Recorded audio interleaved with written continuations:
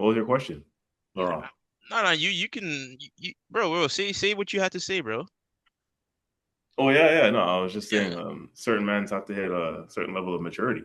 Who has it? Clearly, Who has it a certain level of maturity? a certain star boy plays for Chelsea. Bro, Mr. Field Goal. there's too many to count, bro. You're gonna have to like, Too many star boys. Okay. Mm. yeah. Uh, I guess we're not talking about Garnacho. So, Hmm. process elimination. The Brazilian wonder kid they were telling us about Murda Right. apparently. Okay. The Field Brazilian goal. wonder kid. His name is Esteval. Have you heard of him? Have you seen him? Who? Esteval. He played on the right wing apparently I think for he hit Chelsea too. my McLaren parked out of Stamford Bridge. I wasn't expecting the ball to be kicked out of the bridge. Like I didn't know we were Mm. playing American football. Okay. That's cool. Uh, That's so cute. But you guys kind of see what a winger is supposed to do, right? From one star boy to the next, right? what? Sky Right? Sky the ball a couple Huh? times, like 40 yards out of the No. stadium.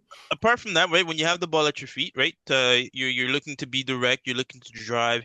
You're looking to cut in. Maybe you go left. Maybe you go right.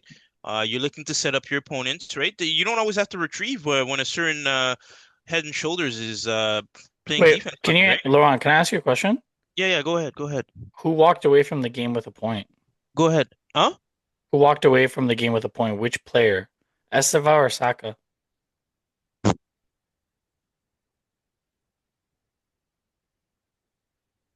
We'll give you 5 minutes Yeah, it's if okay. you need it. That's the rebuttal, right? That's the rebuttal, bro. No, I'm just saying. Sa Sa Who played the full 90?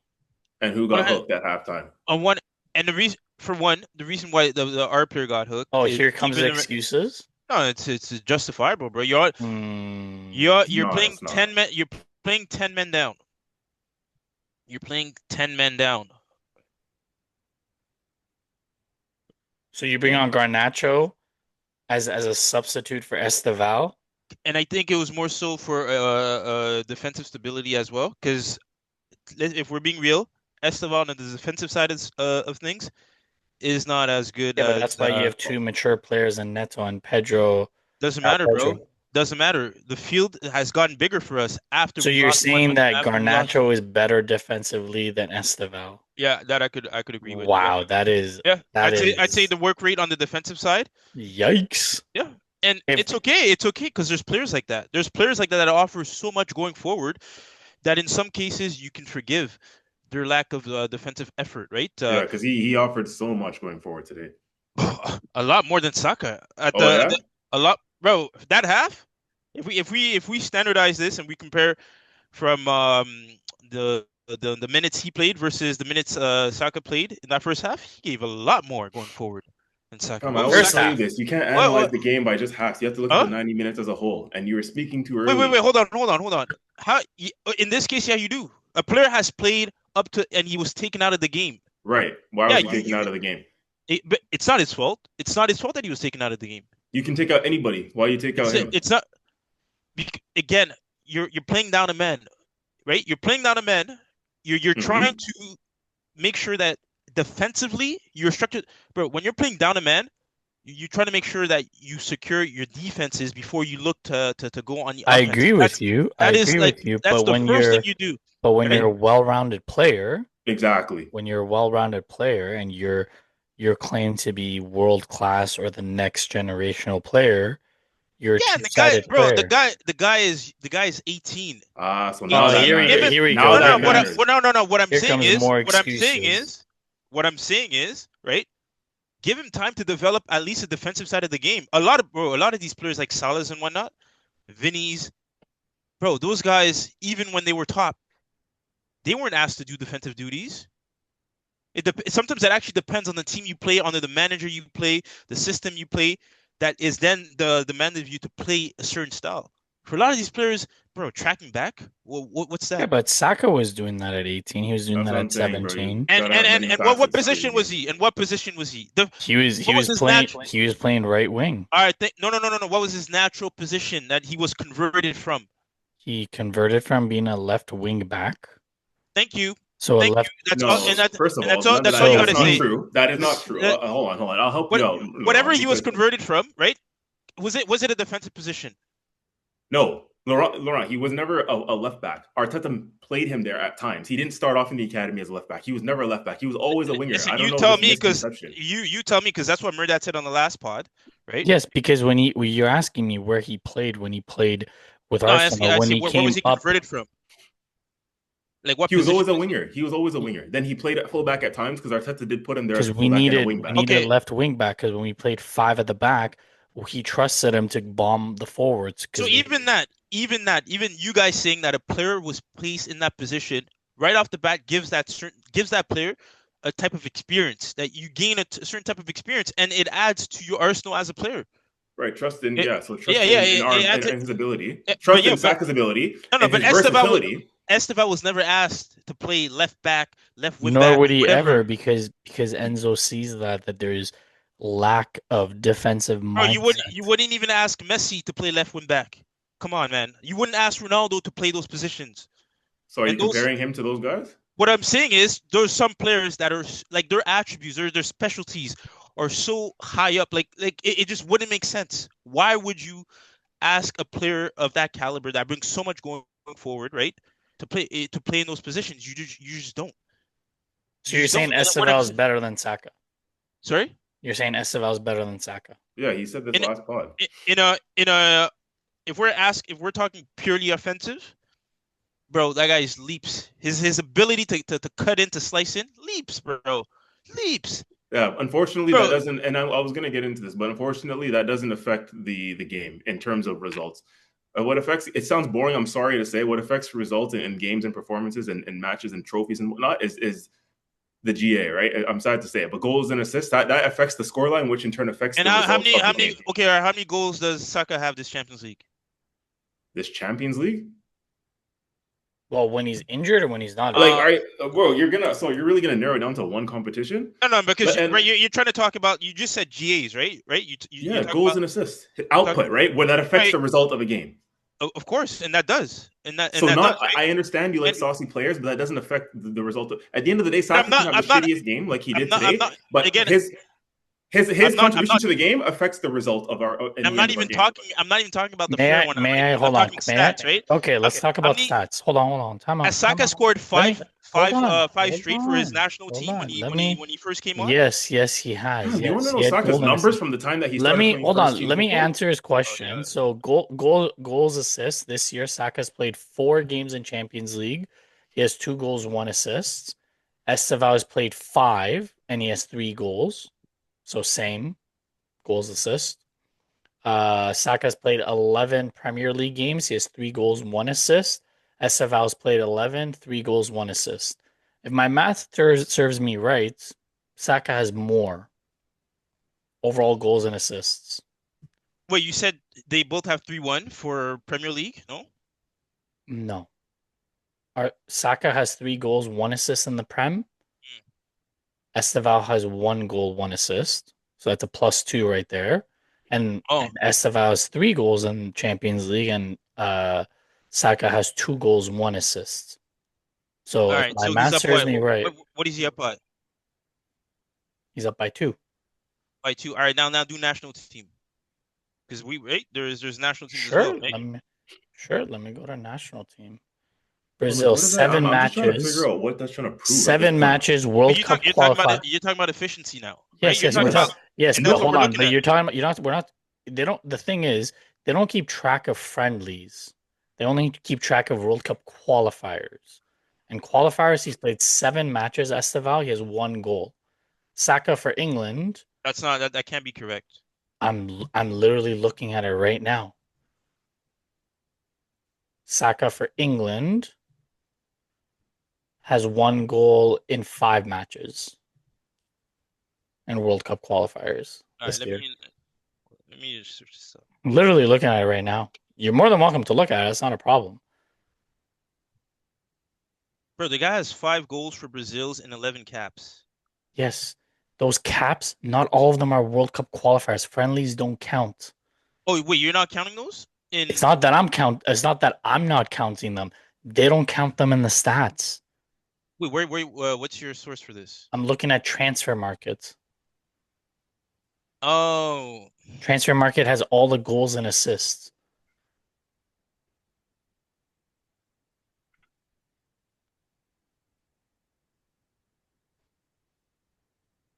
Anyways, while you do your research, welcome back. Red versus blue. It was a crazy day at the pub. Um, A lot of shit talking. Yeah, a lot of shit talking from a certain man until there wasn't, until the man had to go quiet. Yeah, Wait, what are you talking about? Because shit, that could apply to no. as well. I think the biggest question is you have lost every privilege to ever hype yourself up for any, like any bet, anything for that matter, because you do not know how to deliver. You've been talking about this game for probably better part of 3 months. And the one thing that you kept saying, and the goalpost kept moving, I'm going to show up in a kit. I'm going to wear it underneath my shirt, go change in the bathroom, blah, blah, blah, blah, blah. And when it gets to, the 12th hour, crunch time. We get crunch time. The Moodle assignment is past due at this point, and you're already losing 10% in your grade. You say the Nike store doesn't sell Chelsea kit. You had more than 3 months to prepare for this. You could have ordered it directly from the Chelsea store. You could have got a knockoff one from Temu and it would have arrived on time. Yet you decided to show up with a hoodie, with a black hoodie, with your hood on the entire time because you just couldn't face the music. It was the same thing. And what music was that? Because what music was that? Yeah. You tell me. You didn't want all that smoke.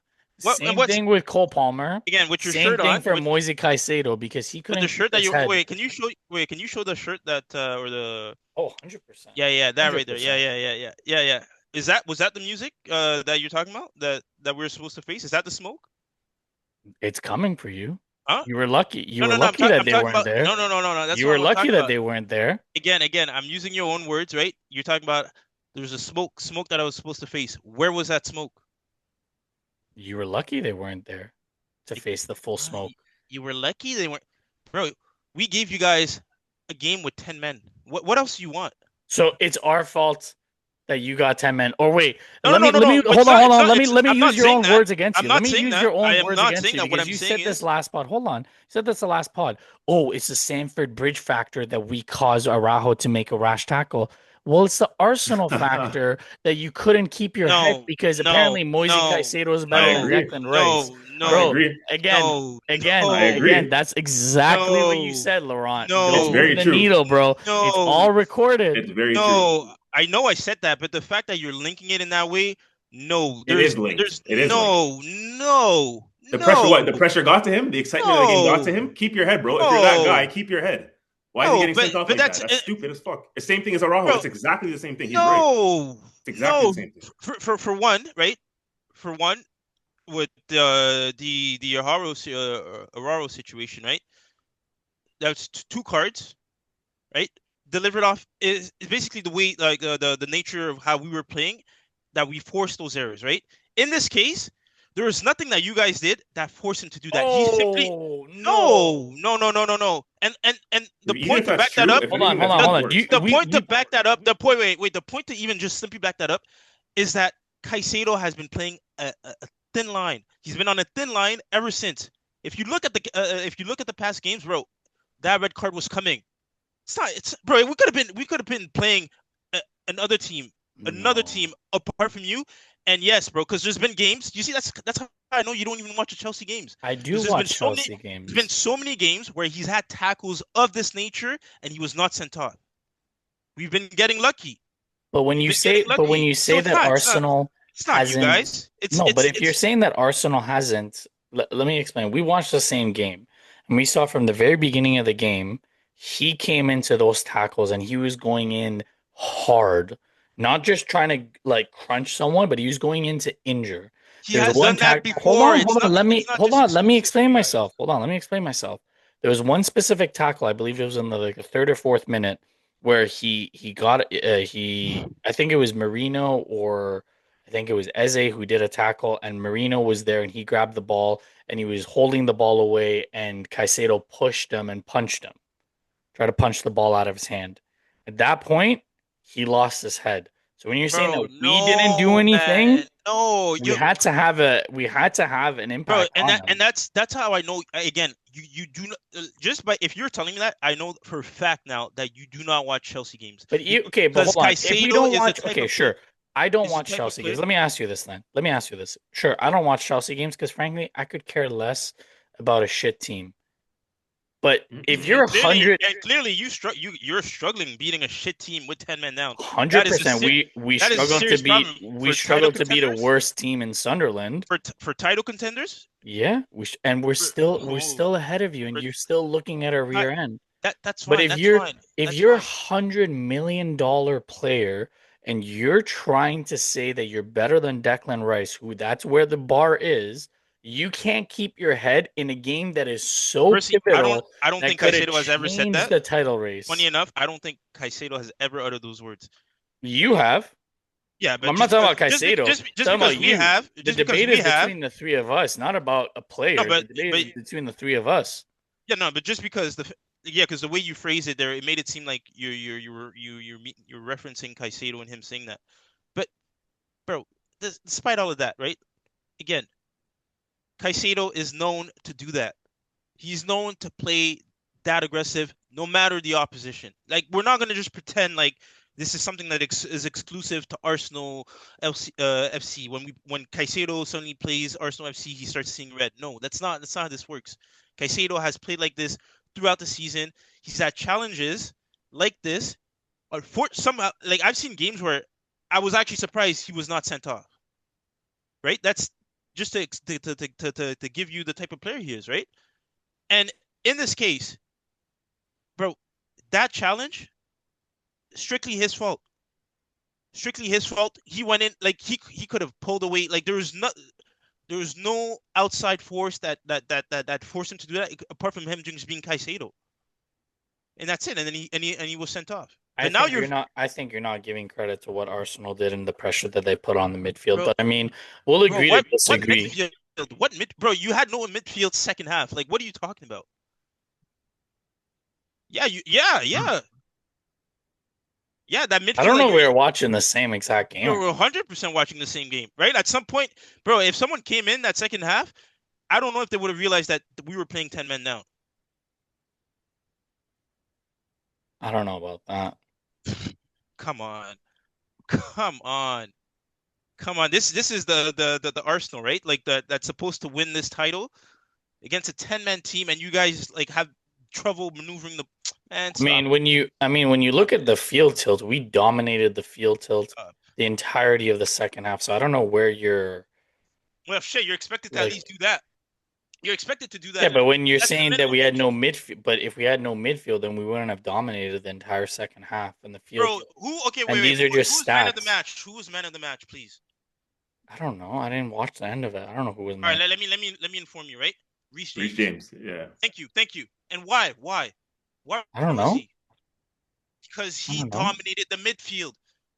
Again, I don't know if he dominated the midfield. yes, he did. That's the reason why he got man of the match. He dominated the midfield, I don't know if I right? would say he dominated the midfield, but okay. What? Bro, 100% duels won. Like like who is he dueling against a ghost? Like you tell me, bro. I mean, Yeah, shit. like he's dueling your players, so you're whoever your midfielders are, bro. Like I said, bro, like go home, like take some protein and maybe come back, bro. I think a lot of your players need protein, and I think they need a Xanax to be able to control their emotions so that What they don't Chelsea get sent needs, off.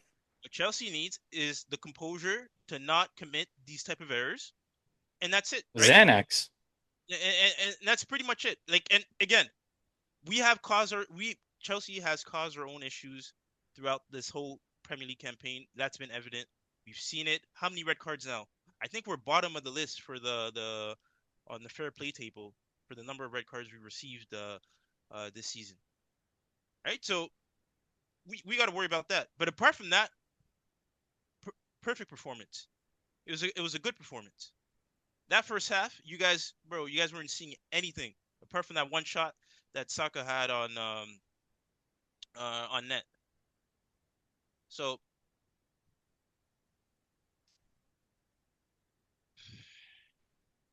It's funny. This man is so good at dodging things, and I bro, just I'm not love dodging anything.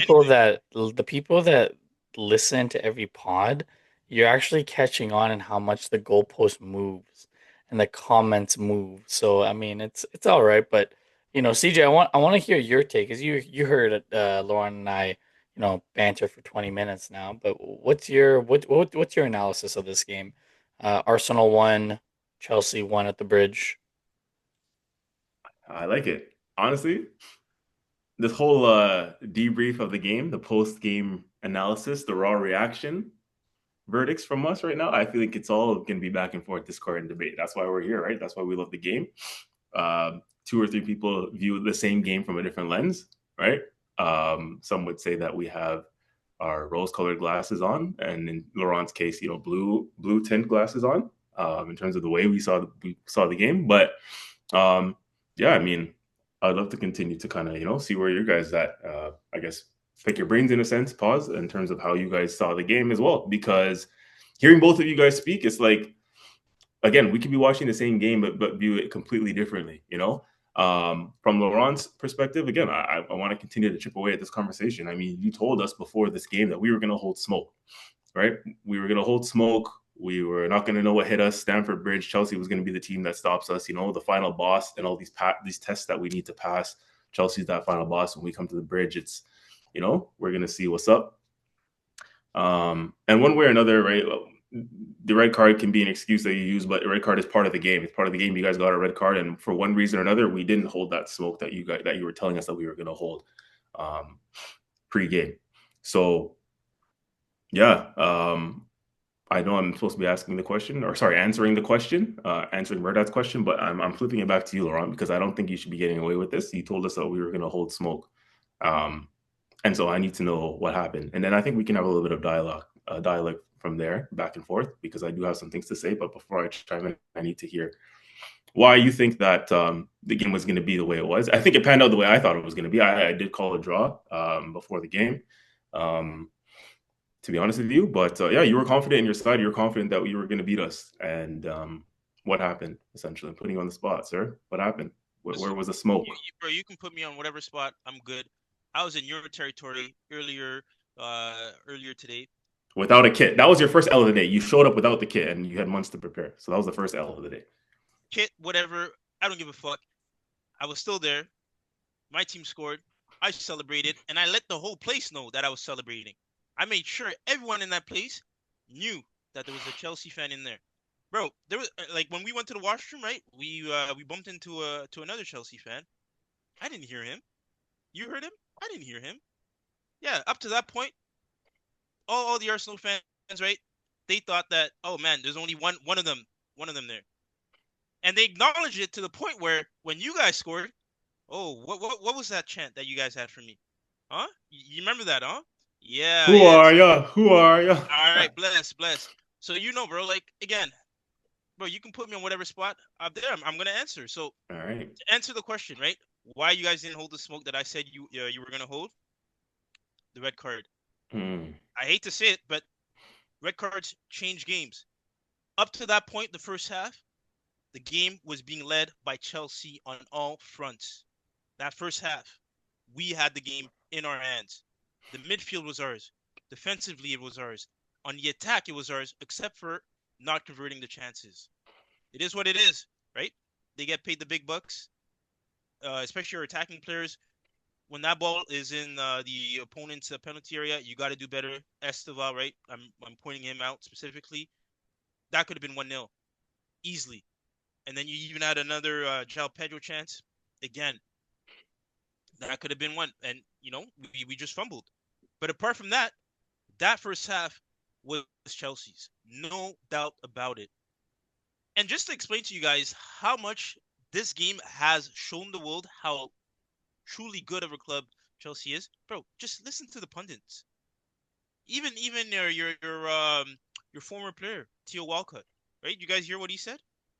Along with Daniel Sturridge? After this performance, they've acknowledged both Chelsea can compete for the title this year. That's the verdict. The verdict is in, my friends. This game has shown the world that Chelsea, a 10-man team, is robust.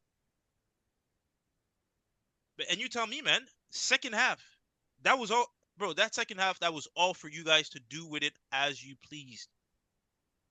Yet we found a way to not only score first, concede, and then maintain the scoreline as is. So yeah, man, we played with heart, we played with grit. It's unfortunate. The red card is what it is. Like you said, it is part of the game, but red cards are pivotal, game-changing scenarios in a lot of cases. We cannot deny that, right? And unfortunately, what sucks, what truly does suck, is unlike the Araujo red card, this was a red card that, bro, all the player had to do was just not do what he did, because again, you're playing with too much excitement, too much zeal. It's the nature of his style of play, and he overcommitted. So, right, like what like there's nothing more that can be said about that. But apart from that, I think that the team did grit despite being down a man, to perform as they did. So hats off to them. Okay, fair enough. And I'm actually going to do something that you do, and I am not going to. I'm going to give Chelsea the credit because they played well, because I feel like, again, similar to, I guess, why Moises Caicedo got sent off, is the overzealous, the emotional, the passion, right? They're up for this game because they're going up against their London rivals, their title rivals. Some would say, if they consider themselves in a title race, and they want to knock the team on the high horse at the moment is Arsenal, obviously, and so that's what gave them the extra boost and the extra incentive in this game. And that's truly why they played well, and some would say one of their better performances of the season, because, again, because of the opposition, because of the team that we're up against. Like I said, where at this point you found yourself leading up to this week, you found yourself with that narrative of first versus second all of a sudden, and so you want to take off the team on the top. I think that's what gave you guys that extra push. And like I said, I do truly believe Caicedo, that's what contributed to him getting sent off. Now you say that he plays like that regularly and that he's had similar challenges this season. I would be shocked if he's had a challenge as worse as today's challenge all season long. And if he did, he would have gotten sent off. It's as simple as that. So I think that's a good starting point in terms of him. Like, yeah, we know he's a player on the edge. I've told you that earlier today. But if he had a challenge that was literally like this one earlier this season, he would have been sent off. I would love to see a challenge that was like today's, because this one was over the top. Bad, horrible. Could have broken his ankle Easily. I don't know how Merino actually played on after that. If you look at the way his ankle turned from the challenge, and my Caicedo and himself, man. I mean, bro, buy yourself some time, roll around on the floor, act like you were the one that was injured in the end. We all know, you were the one that committed. You were the one that was going to get sent off. You're delaying the inevitable, sir. Like,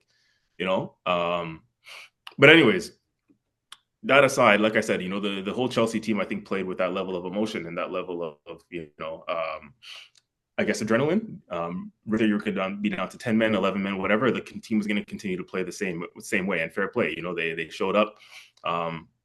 They showed up to one of the best of their ability. I think Chelsea, I think you had Cole Palmer to that side. That's how they get better. But it didn't seem very far off their best performance. Whereas on the Arsenal side of things, and I think even you would admit this, Arsenal did not play well, to be honest with you. And I think that's where, you've always said this yourself, Laurent, like if teams show up, whoever, it's all about whoever shows up. Clearly today, Arsenal didn't show up to their full potential. And that's why I said I'm going to pull a Laurent and do kind of what you've done in the past, where you discredited Arsenal victories, or you discredited certain performances to say it was the opposition who didn't match. Well, I think, you guys played well, but I'm going to more so say that we played bad. This is one of our worst, if not our worst performance of the season. And if we show up the way we should, especially when you guys go down to 10, we win that game 9 times out of 10, right? If both teams show up and if we show up to our full potential, we win the game. But we did not play well. The goal we conceded from the corner was poor. Their effort that led to the corner, João Pedro's header, free in the box like that led to the corner to begin with, that was poor marking. I mean, again, they have 10 men, right? They have one less man. The man marking should be even more efficient. It should be 10 times better than that. So that warning sign was coming, right? So to concede João Pedro's effort that led to the corner kick, and then Chalobah gets that effort in on goal, I mean, that's 2 moments of lapse of concentration in the span of 2 minutes. And that shouldn't happen, regardless of who's there. If Saliba and Gabriel are there, I'm not sure that happens. But regardless, these are defenders. These are competent players that we pay big money for. Regardless, that's not an excuse. It should not happen at any level, right? Do you guys have squad depth? Yeah, that's what I'm saying. It shouldn't happen regardless. And at that point, we find ourselves 1-0 down.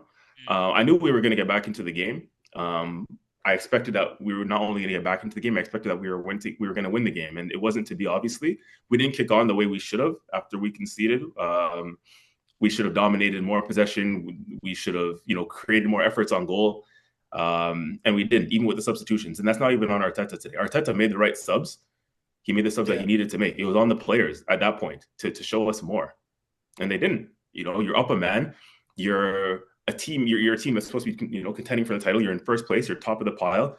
You have the opportunity to continue to maintain the gap between your title rivals. You have the opportunity to create an even bigger gap between yourselves and the Chelsea. And we didn't take it. And that's kind of it's very frustrating from an Arsenal perspective, to be honest with you, because that's something we should have done. We should have taken that opportunity to extend the gap, because it could have been 9 points between us and Chelsea. But we're still in a decent position, I'd say. Like, before the game, it's funny how things can change. The narrative in game can make your decisions, change here and there. Because before the game, I did say a draw was not a horrible result, but at the end of it, considering the red card and everything, when you factor everything in, it's 2 points drop for us, really and truly. Yep. So we kind of just have to go again. So I mean, at this moment in time, the gap is 5 points between us and City. 6 points between us and Chelsea, and I think 9 points between us and Liverpool if we're looking at certain title rivals and so on. So not horrible, could be better, but ultimately we should have won the game, and it's disappointing from that side of things. There's one thing I want to touch on in terms of individual players quickly before I pass the torch on back to you guys. The whole Saka thing. I've seen Saka, a lot of discourse online from our own fans too. Like, everyone's saying Saka had a bad game. Saka had a poor game, and I don't totally disagree. But I think one thing we need to realize and appreciate with Saka and say is that, as bad as poor as he played, right, in most people's eyes, he still pops up with these moments of magic. And when I talk about things that he does that affects the scoreline, that game is 1-1 essentially because of Saka. The pinpoint cross that he puts in, that's not Madueke. That wasn't Eze. That wasn't Odegaard. You know what I mean? It was Saka's ball in. It's the fine margin, bro. He's done that time and time again. This is not the first time he's gone to Stamford Bridge and not played the best, but he's walked away with an assist. He's walked away with something that has affected the scoreline. So we can talk about the Estevals, and we can talk about those players who look pretty on the ball and the flair and the this and the that. At the end of the day, what is the most important thing in the game is the scoreline, right? That's the most important statistic. And what affects the scoreline is the goals and the assists and the end product. And Saka, time and time again, he has end product. We're talking about what he's done this season in terms of his numbers compared to the Estevals this season. If we look at what Saka's done since he's come into the first team football at the age of 18, when he was similar age to Esteval, that's Saka's bread and butter is GA. His goals and assists since 18 years old is unbelievable at club level, country level, right? So if anything, that's not even what we should be talking about. When it comes to stats, I mean, Saka blows a lot of wingers out of the water. He's not the prettiest on the eye in terms of flair. And then, like I said, those the flashy, drop of the shoulder. He's not the street footballer that we all love to see. But goals and assists, he affects the scoreline that way. If it was a skills competition, sure, he's probably falling well behind the ladder. But when it comes to contributions that are going to affect the scoreline, Saka's thereabouts always. All the big games, Murda, you'll know this. Every time we play the Big Six, look at Saka's numbers against the Big Six for goals and assists. Right? It speaks for itself. You guys can do your own math and your own homework on that. He's come to Stamford Bridge again, and he's put either a goal or an assist on the board, despite his poor performance. Right? People are telling me that he's had a poor performance. Well, he still had that one moment that has pretty much saved us a point in this game, and that's what it comes down to at the end of the day. Esteval, quickly touching on that. Before the game, we had the banter and we had the thing about Laurent put Esteval in his combined 11 over Saka. And so if he's good enough right now to be better than Saka, to throw him in the starting 11 and a combined 11, then he's also young enough and good enough to hold the criticism that I'm going to give him. Because I said it to Laurent in the pub, and it was harsh wording, and I'll say it again. If he let his team down, I don't care if he's 18, 19, 20, whatever, how old he is, how young he is. If he's that good, bro, you let your team down. You had two chances to put the team up 1-0, even when it was 11v11.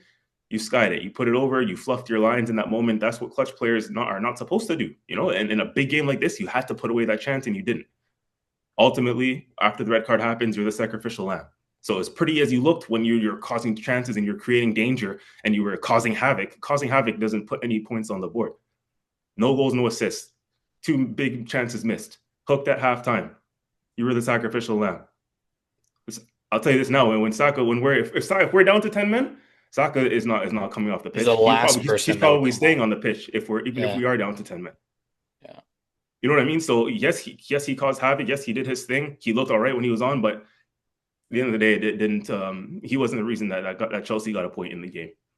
If anything, he should go buy his teammates and Chalobah and those guys dinner for the chances that he missed. You know what I mean? To say thanks, bro. You spared my blushes. So, long story short, I think no doubt Esteban is going to be a great player. He's got ways to go in the game, but I think we got to respect, their seniors at the moment. And it's funny if we're calling Saka a senior at this moment in time because he seems like he's been a young boy and a star boy forever. But when you look at the age gap between the two, I mean, yeah, Esteban's got ways to go to be put on the Saka level, in my opinion, in terms of contribution and carrying your team on your back and this and that. He's got ways to go, Esteban. He's going to be a quality player, I have no doubt, and we can't wait till he gets in his prime and goes off to Real Madrid. But yeah, man, let's put some respect on Saka's name and let's remember where both those players are at this moment in time. One got hooked in today's game at halftime, and one still put some crucial points on the board for us. So that's pretty much my take on that. A couple other things that I just wanted to add to what you said, Laurent and CJ. I do have to say, as much as I enjoyed seeing Caicedo sent off, I think Anthony Taylor ruined the derby. I think he made it about himself and he lost the plot super early. I think there were tackles that were flying in, but that's the type of game that you expect in a derby, right? It's a 6-pointer. You know that emotions are going to be high. You need to control the game better than just going to your pocket because every single tackle after that Zubamendi was all the players were asking for a yellow. Because if you're going to set the bar so low and make the game about yourself, you're going to lose it. And there's only 2 yellow cards that I personally saw, aside from the Caicedo red, which was 100% a red. In the first half, I think there was one with Calafiori where he lost the ball. Like, that's a stupid yellow. Like, that deserves a yellow. Like, you lost the ball, and then you're going to take the player down. And Cucurella. I think those were the only 2 yellow cards. The rest of them, it was just Anthony Taylor making the game about himself and just ruining the spectacle because I think the players would have figured it out. And in games like that, when the emotion is high, you just got to let the first 10, 15, 20 minutes just settle. Let the crowd settle. Let everyone get into the flow of the game. Yes, there's going to be some tackles, but at least give warnings, right? Don't just go to your card right away. The other thing that I wanted to say is Hincapié and Mosquera for playing together the first time, I think they did quite well. I think they were actually let down by our left back. I think Calafiori and Lewis Skelly, they got exposed, and I think some questions need to be asked about the left side because you're seeing what Gabriel does when he is there and how he protects Lewis Skelly and Calafiori and he allows them to release and go into the attack. And you would see a lot of the times when Calafiori would go up, either Zubamendi or Declan Rice would drop to fill that void. But when Gabriel's there, they don't do that. So we get even more of an overload. So I think from that side, they let Hincapié down and in turn Mosquera. And to be honest with you, I don't think Chelsea, while they did play well, I don't think they came to play a game of football. I think they wanted to establish their dominance, very similar to what Newcastle and Sunderland typically do. They want to make things physical. The ball was barely in play the first half. The ball was either there was a foul, there was a throw in, there was, the ball was not in play.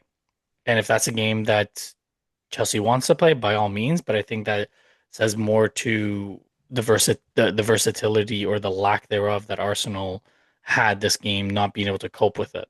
You saw a couple times Zubamendi trying to, rotate the ball and get the ball back and, trying to just put a couple passes together, but I was really disappointed that we couldn't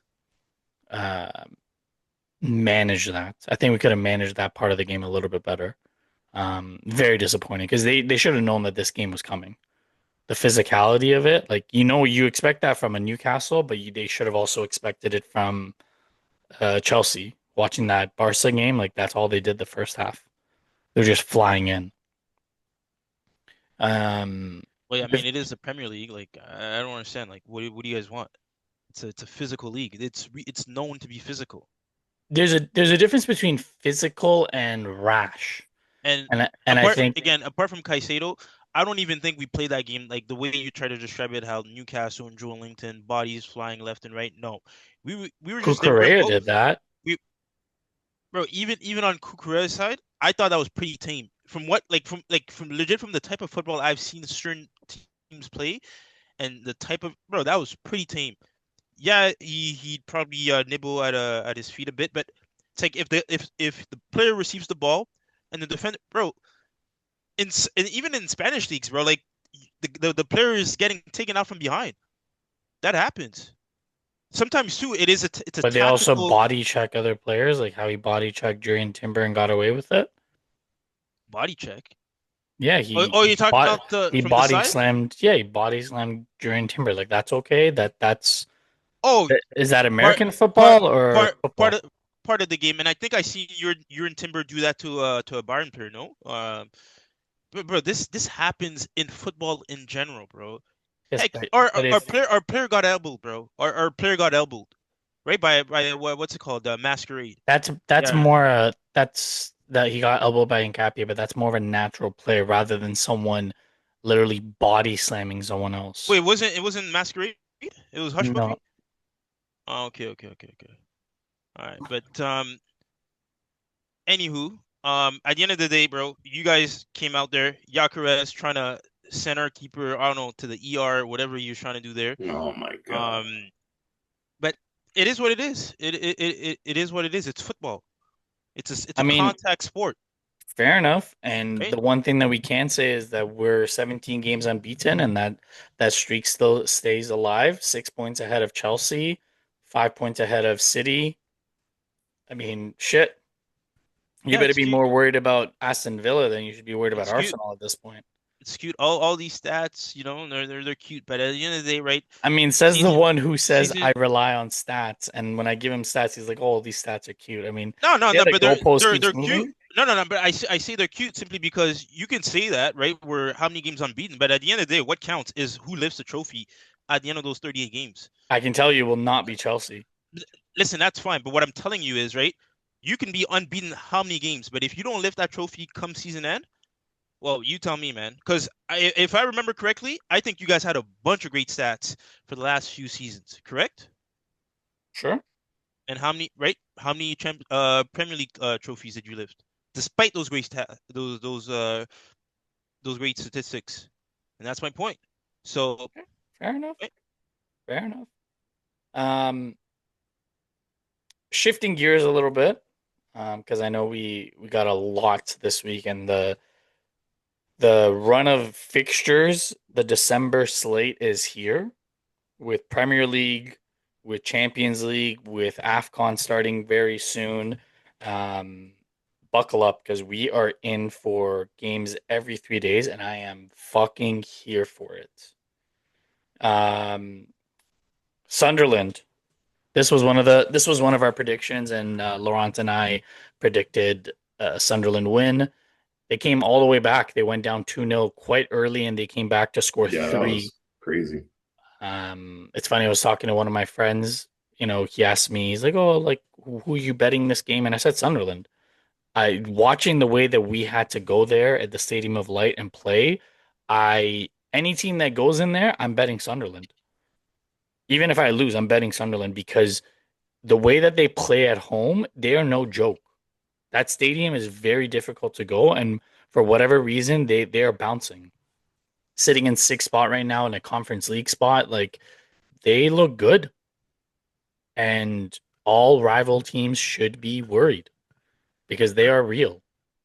Like Liverpool, United, Brighton, Villa, Chelsea. They're 2 points behind Chelsea in third place. Be worried. So here, my question to you guys is, do they tail off, or you think this is I going to don't be think so. maintained? I don't think so, man. Some of the teams that they've played and the way that they played, I personally I don't think they tail off. And like, you think they'll be maintained to the point where they're going to stay in and around where they are come the end of the season? Personally, yeah. I don't see them like especially having that fortress at home, I don't see them tailing off. Laurent, you think the same? I wouldn't be surprised if they tail off. I think Forest had a good run last season as well.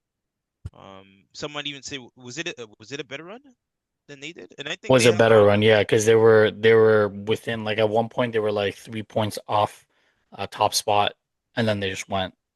Yeah. So to me again, man, it's 38 games. It's a marathon, not a sprint. Right? You can look good up till Christmas, and then suddenly, right, too much turkey stuffing, and then the New Hmm. Year's is right. So yeah, I'd have to see how they show up come the new year. Okay, fair Well, I enough. want you guys to take in who their next two games are against.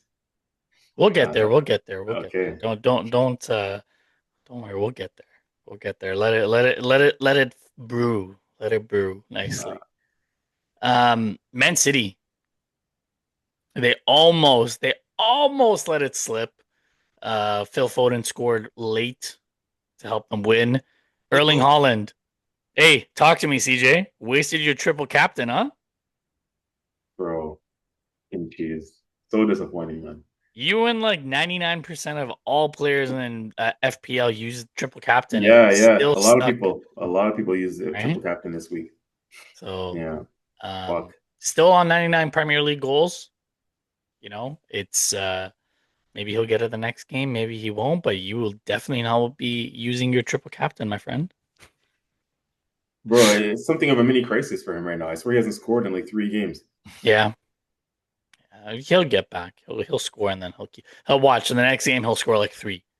Like, yeah, fuck you That'll be guys. so cheese. You'll triple captain me. You know what? I may just triple captain him just to piss you off.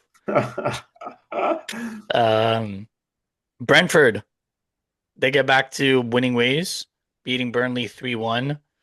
Burnley stays in the relegation zone. They're sitting in 19th spot.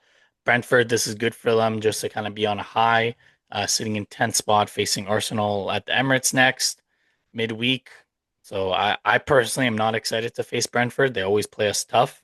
And, while they've only won three of their last five, they have been playing well. So it's going to be a difficult game as always against another London team. A game that I did not Wait, expect. sorry, Oh, sorry. Before Sorry. we move on from that, I think there's one thing that we're all it's almost like we're not even noticing that it's happening. But Igor Thiago, Yeah, 11 yeah. goals this season, right on Brentford, three off from Haaland, right? This guy's having a phenomenal season. So yeah, just something uh, I thought we could definitely highlight. But yeah, Mm, kudos for sure to him. good shout out. I think CJ, you have him in your I FPL had team, to put right? him in my FPL with what he's doing at the moment. Yeah. Yeah. Yeah, I switched him with I was debating between him and Danny Welbeck, and Danny Welbeck has an easier run of games for the Mhm. next 3-4 games, so that's why I picked Danny Welbeck. But yeah, Igor Thiago, good shout, Laurent. Good shout. And that's what happens when you don't have Johan Wissa and Mbeumo. Somehow Brentford keeps recycling, rinse and recycle. Um, a game that I didn't expect, to be honest with you guys, 4-1 Newcastle Yo, beating Everton. crazy. Like Nick Woltamata has done a very great job in helping the Geordies forget all about Isak. I listen. I love my Somali friends, but you guys have seen all that meme about Isak. Like they did him dirty with the Somali meme. They did Mhm. Isak dirty. So Nick Woltamata, though, man. Like I said, I think we said it a couple pods ago, CJ. I think you and I were talking about. I think Lauren, you were saying it too. There's just something to like about that guy, man. I just want him to succeed. Not against us, of course, but I just want him to succeed. So I don't know if it's just a me thing or if you guys agree, but he just seems like a fun guy. Like a Kawhi Leonard. I'm a fun guy. Yeah, why you guys so serious, man? Fuck. Give a man some grace. Jesus, you guys are so fucking serious. Damn. Here, let me make CJ laugh. Hey, the toilet bowl is still the toilet bowl, eh? Yeah, they suck, man. Laurent, you know what I'm trying to get at? Spurs? Yo, thank you. Yes. They suck, bro. Is Thomas Frank gonna get sacked? They face Newcastle next at St. James's Park. Is he Hmm. gonna get sacked after this game? They're sitting in 12th place, and if they lose, they may drop even further. Yeah, and they had a decent start too, huh? But again, Yeah, that's why you the say you can't rely on that. Spurs fans were saying that they're gonna win the league and shit. Hmm. No, they weren't, man. They were. They were. Really. They were like Chelsea fans. We're gonna win the league. Well, hey, man, we're in a good position. But as for Spurs, yeah, no, this is to me it's unacceptable, bro. Plus, with what seems to be good talent on that squad. Right? If we're being completely honest, there's some big names Mm-hmm. on that team, and yeah, it's quite sad. Plus, some of the games that they're losing, they actually perform well up to a certain point. Yeah.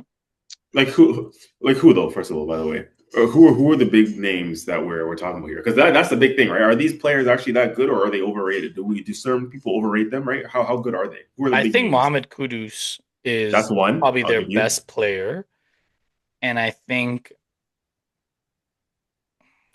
and I think we have to give, as much as I hate to say this, I think we have to give respect to Mickey Van de Ven because Well, I he's was a going to very ask that. I was going to ask that. Are their center backs overrated? Romero and Van der Ven. Van de Ven. No, Romero 100% just because he won the World Cup.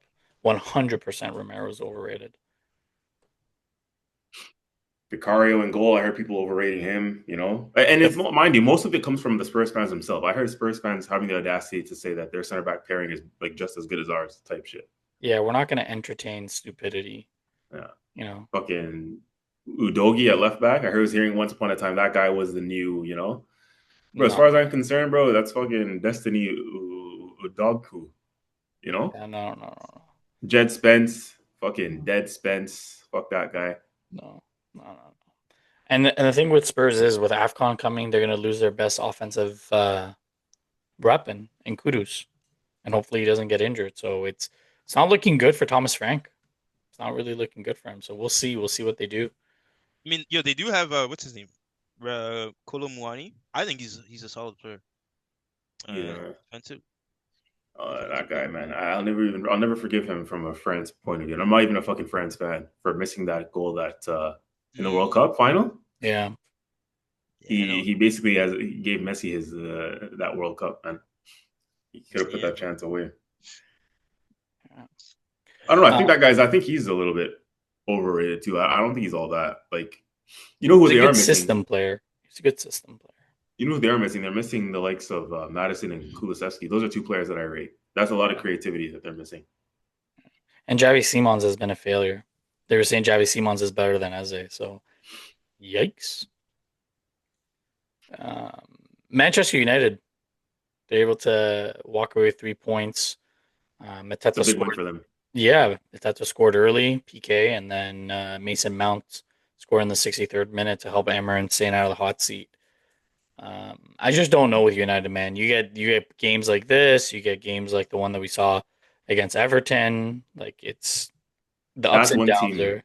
Sorry? That's one team. Sorry, I was going to say that's one team that's going to be in trouble for when Afcon comes around. They lose Mbuemo and they lose Ahmad. Yeah, That's big losses for them too. yeah. So Liverpool, the score line made them look better than what they did and how they performed because it did was you one. watch the game? I watched the extended highlights, um, and I saw when I was waiting for you guys at the bar. I watched the last like 10-15 minutes of the game. Mm. As soon as Paquetá got sent off, they just lost the plot. Like Paquetá, what are you doing? You got one yellow for dissent, and then you continued it in that same same passage of play, and then you got the second yellow. And as you're walking off, you're clapping the fans because they're booing you because you could have gotten some points out of that game. And if you're trying to go to like a city or trying to get out of West Ham because you want to play at a bigger club because you're in your prime, you can't be doing shit like that. Cannot be Well, doing red shit like that. red card for fuckery. It seems like he's built for Chelsea. Yeah, 2 yellows. Yeah, Mm-mm. but hey, Honestly, man, Liverpool I don't think that him being sent off did anything to affect that game, if I'm being completely honest, right? really. Yeah, being down a man, like what? It has no bearing, no impact whatsoever. Anyways, we'll move past that comment. The only comment that we need to have about this game is Salah's bench. Didn't see the grass. Yeah, Going to be that's going to wild. AFCON soon. Joe Gomez played right back. So there's changes happening, and there's rumblings that they're going to recall Harvey Elliott as well. So we'll see. We'll see what happens in January for them. But listen, midweek they face Sunderland. No, I don't know how Liverpool are going to do at Anfield. Did anybody see Isak's goal? Yeah, No, it was a very clinical goal. It was a good goal. It was a good goal. That right there, like, yeah, yeah, that was a class goal. Not gonna lie. Mm. Is he going to Slot. kick on from here? Is that the question? no, he's not going to do shit. He's not going to do shit. Over. Okay, let me set the bar. Over under 7 goals. Over. Over. CJ. Like over the course of the season? Yeah, Yeah, just yeah, Premier League goals, not all competition. yeah. I'll give him the benefit of the doubt. He'll score more than 7. Okay, more than 8. Uh,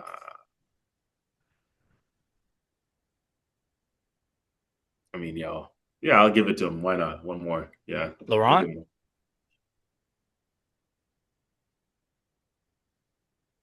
Mm. Yeah, yeah, yeah. Okay, we make it a little bit harder. Does he get into double digits? Jeez, bro. The fuck is I this? know, like fucking hell. I just want to see. I just want to see where the line is drawn. You know? Is this all comps or just No, the no, no. prem? No, just Just Prem. Just Prem. honestly, you know what? I'll give him the benefit. I say 10. 10 max. Exactly 10. Yeah, I'm saying exactly 10. You can get 10, yeah. And like I said, that the goal he scored, it's you have to be informed to score a goal like that, in my opinion. No disrespect, but I can't see Gyökeres scoring a goal like that. Okay, fair enough. CJ, so you think you give Isak 10? Yeah, I'll give him that. Just about. Uh, Forest. Forest. Um, they couldn't overcome the quick turnaround from Thursday, winning 3-0, then playing Sunday. They lost 2-0 to Brighton. I mean, hey, they play again quite quickly. We'll see what they can do, but they're kind of looking good. They're sitting in 16th spot right now, 1 point out of a relegation spot. We'll see what Sean Dyche can do, but he's looking pretty good. He's looking pretty good. They're doing quite well in Europe. They've won, I think, every game, so it's not a problem for them right now, Europe. And then the last game, this game was a little weird. I know when you guys came to the pub, there was the last few minutes of, I think, CJ, when you came, it was the last few minutes of the Villa Wolves game, struggling 1-0 at home against Wolves. Like, I've said it, I think this is my third or fourth time saying it. Like, Villa is going to have a huge say in the title race. They're sitting in fourth spot. After the midweek game, they face Arsenal, and then they face them again towards the end of December. Right? We go to Villa Park next weekend, and then they come to the Emirates in a few weeks. So it's well, they face Chelsea as well at the Bridge. So there's gonna be a few big games that Villa's gonna play in this month that's gonna have a huge say in the title race. So here's hoping that type of performance that they had against Wolves continues. because Unai Emery loves to play spoiler, and you know Martinez always gets up for these games. So, did you guys see some of the saves he had in this game? Did you guys watch No. any of that? Go watch the highlights. He had some crazy saves this game. Like Wolves, they could have walked away with a point, but they're still looking for that first win. 11 losses, man. They have 7 goals all year, 28 against. Who do you guys think they get it against that first W? To be honest with you, I think it's this midweek. I mean, I Mm. can go into the midweek preview. I think they beat Forest at home at Molyneux. Mm. CJ, you agree? No. No. I don't think so. Like okay, so their next few games, they face Forest at the Molyneux. Then after that, they face United at the Molyneux. Then they come to Arsenal. Then they face Brentford at the Molyneux, and then Liverpool at Anfield. Like I don't like this is their only game. Like I don't really see. I mean, they could be West Ham January 3rd at the Molyneux. That could be a game. But yeah, I don't see where they're gonna get a win, man. So we'll see. Midweek, that was one of the games. Fulham, they welcome Man City. CJ, does Haaland get his 100th goal Yeah. at the But Cottage? overall, yeah, I think he'll score. But overall, this is a tough game for City, eh? Don't sleep. I think what that Leeds game showed me on the weekend, regardless of the fact that they picked up the 3 points in the end, this is not the same City team that we've seen over the years. No. Um, Leeds at home, right? Everyone thought that was a banker. That's why clearly half the world triple captain Holland and for FPL. You know, um, yeah, man. This was supposed to be a big statement W. I mean, we beat Leeds at home pretty handsomely as well. You're expecting City to go on and do the same. Pep has come back from the international break and said the season starts now. Well, if that's the case, and you're gonna, try and take things seriously, it's like those people that say, in any competition or any game, and when they're losing or they're behind, they say, okay, I'll start trying now. I'll start trying now. Like that's basically what he's doing. Okay, well, we'll start Yeah. trying now. Well, since you come back from the international break, Pep, that's 2 L's and a dodgy last minute win against a poor Leeds team. So yeah, what this is showing me is like we've talked about City and the fear factor and whatnot, but it's not the same City team, man. It looks like they're susceptible to dropping points to most teams, right? Like just like the rest of us. And so this game coming up, Fulham at Craven Cottage, not saying that they won't win, but now it's like, that's not so much of a certain win. Like it looked like once upon a time. You know what I mean? Like it looks like somewhere they could drop points. And they're gonna lose a few players to AFCON as well, right? So Nuri, Turkey, sorry, not Turkey, Marmoush. Right? That's two offensive players that they're Who? gonna Marmoush and lose. who? Nuri, Hmm. right? Bournemouth, tough loss to Sunderland. They they face Everton at home at Vitality. Sensi, their center back, got sent off. Sorry, not sent off. He had yellow card accumulation, so he will be away for this game, and I think it helps Grealish and the Everton attack. But I don't really see Everton doing much. Although if Everton win, they can jump from 14th all the way up to like eighth, ninth spot. So it's a big game for Everton. Also a big game for Bournemouth because right now they're sitting in 11th on 19 points, and if they win, they could potentially, depending on how the results go, they could be top six. So it's starting to get jam packed in the middle of the table. Um, the game that we just quickly chatted about, Newcastle welcome Spurs. Like if if Spurs lose this game because they do travel well, they have a better away record than home record. If they lose, does Thomas Frank get sacked after this game, or do they give him to the till the end of the year, like end of the fiscal calendar year, not the Premier League year?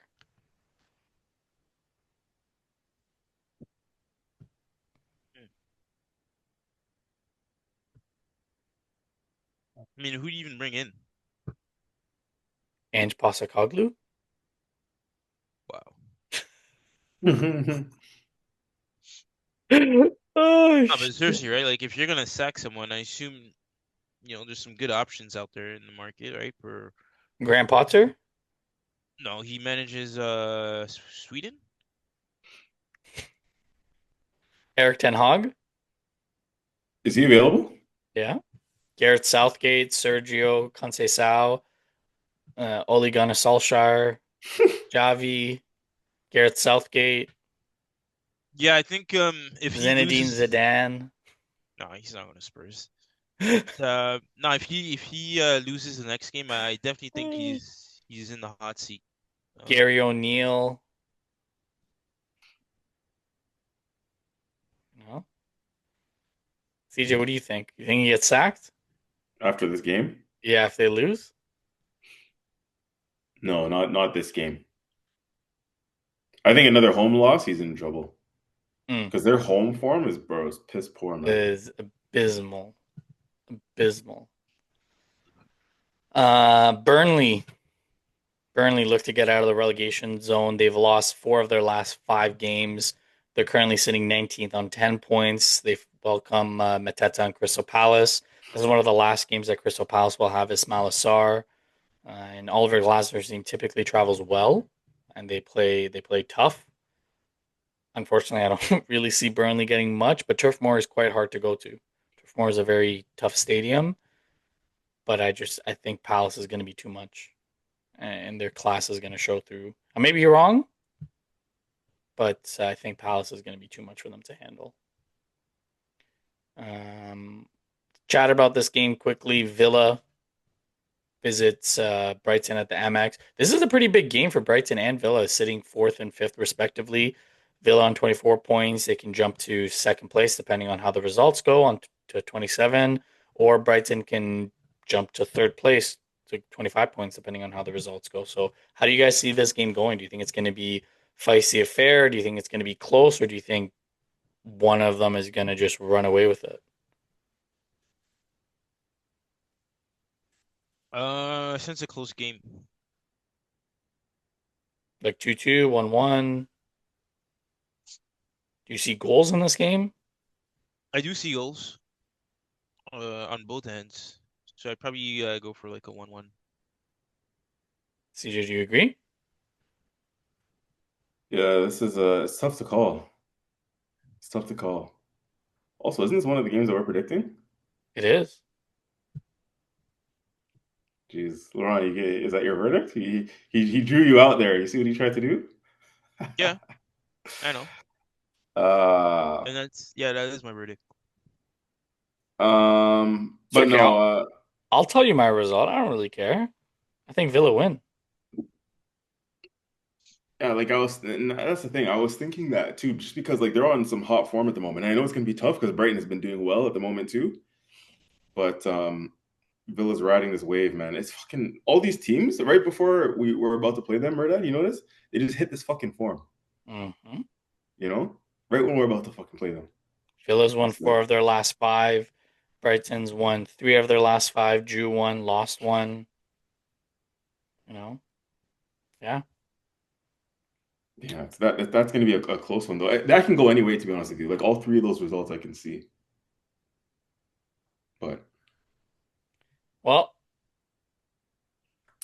a team that will be traveling without their $100 million midfielder the next 3 games. Chelsea. They visit Ellen Road without Moise Caicedo. Laurent, Sounds who good. We got Santos. who So Santos is filling in that position, Yeah, he's gonna be the guy to fill in that position. Yeah, and Santos is as good as Caicedo. he's shown some remarkable qualities for the games he has played when Caicedo has not been playing. So, Hmm. yeah, man. If So all 3 points at Ellen Road. of course, That's your prediction. of course. Hmm. Hmm. This is one of those games that Chelsea does lose. Listen, man. I think you guys have seen more than enough, right? That even with 10 men, Chelsea can still conjure, can still create. And I expect that game to end with 11 men on the field. So Oh that is a shit. result that just speaks for itself. So it's a Shit. W.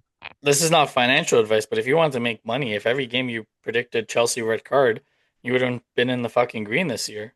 What, they have like 8, 9 red cards in Eight, 13 nine red games? cards. I don't Eight, fucking nine. know. Yeah, no, no. Four, Nah, surely more. Surely more than four, that. four. And all comps? Pretty sure it's four. In the It prep, seems like four in the Premier League alone. That's yeah, what I it was seems gonna like. say they have 4 in the Premier League alone. Actually, you fact checked it? Yeah, I'm looking at it right now. Yeah, they have Yeah, it 4 has red to be, bro. cards. Come on. They have 4 red cards in the Premier League. Mm, They have one. So there was Sanchez against United, Chalobah against Brighton, João Pedro against Benfica, Malagusto against Forest, Delap against Wolves, and Caicedo against Arsenal. 2, 4, 6. Jeez. That's a lot, man. In such a short period of time. We're only in fucking November, That's a red December. card every other game, pretty much. 13 games, 6. Telling you, man, not financial advice, but listen, put Oh, so $5 on them. five red cards. 6. No, five, because one in Champions League, apparently. Is what I'm seeing here. You had 4 red in the Premier League, And 1 in one. the EFL Cup, and 1 in Champions League. Also six. I swear that's what I. Anyways. Pretty close to 8, to be fair. Yeah, bro. Um, United for United, they host West Ham United. Will we see a good performance from United, or will we see the performance that we all expect to see out of United? This is where I wish we could like bring on Julian to be like, yo, bro, what do you like? What say you about United? I feel like they're one of the hardest teams to predict at the moment in the Prem. United. I think they're shit. I'm predicting a draw. If I'm a betting man, I would predict a draw because West Ham played Liverpool quite well.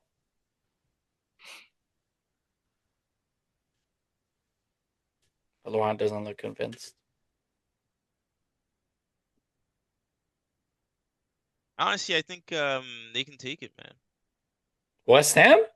No. Oh, Yeah, yeah. I think they can take it. United can take it. Yeah. Mm.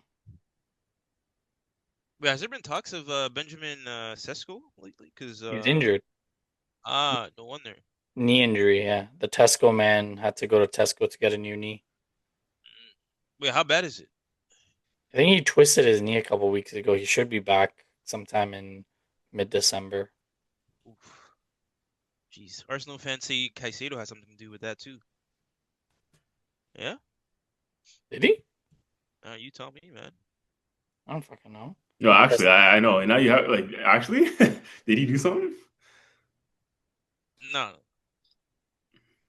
Oh, I'm just fucking Why with you you. look so suspicious, bro? Fuck. Last game, CJ. Chat about it. Terrible performance at the bridge.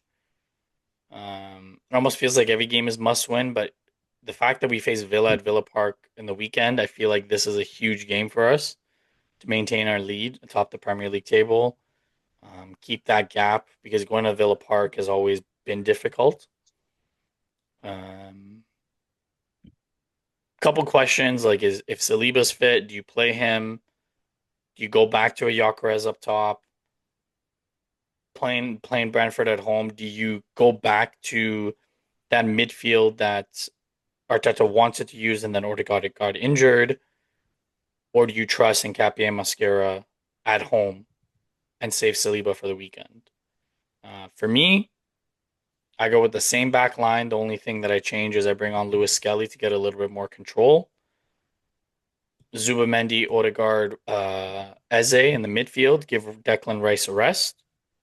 and then Saka, Gyökeres, and Martinelli. That would be the lineup I would go for.